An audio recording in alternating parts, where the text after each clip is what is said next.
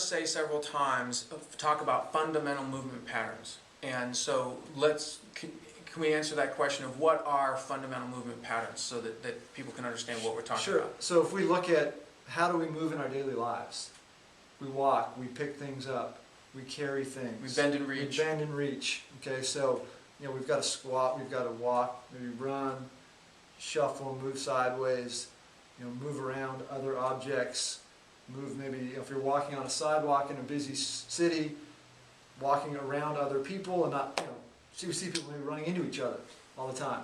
And so, how do we judge that, avoid that walk, or even walking around people and knowing those things? Those are fundamental. Right. So there's a visual component of that as well. We talk about hand-eye coordination, but we're really talking about eye-body coordination. That you know where your body is in space, so that's kinesthetic sense. You know where your body is in space, and then you can direct your body through that visual cue.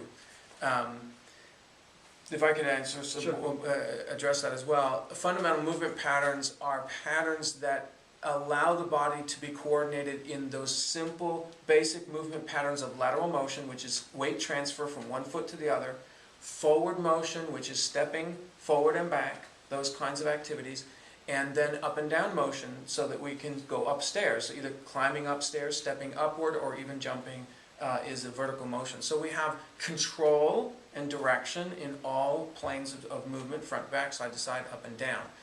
Now, in addition to that, I would call fundamental movement patterns those that help the lower body and the upper body be coordinated.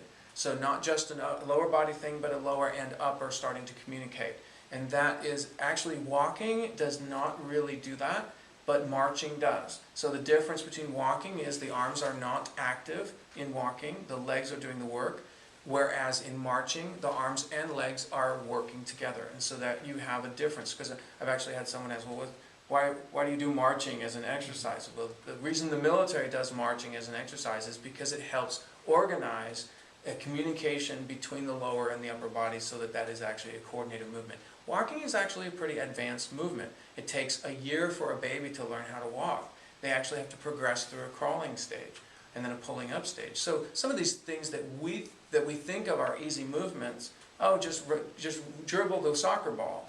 You have to run, kick, and control. That's a very complex movement. So when we talk about fundamental movement patterns, we're talking about things that are way before that point. I mean, even things that will help you walk better. Right? Even walking would be an advanced movement pattern, but the fundamental movement pattern is before that.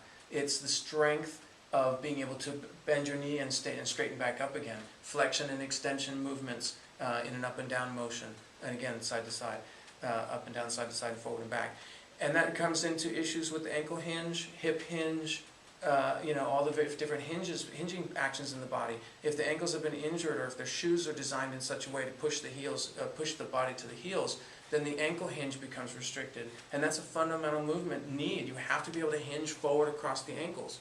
And so these are some of the things we mean when we talk about fundamental movement patterns. And these are the things that we have in mind that we designed Homeschool Physical Education Program Core 1. We've designed it with these fundamental movements in mind so that you and your children will be trained in these types of fundamental movements through our program.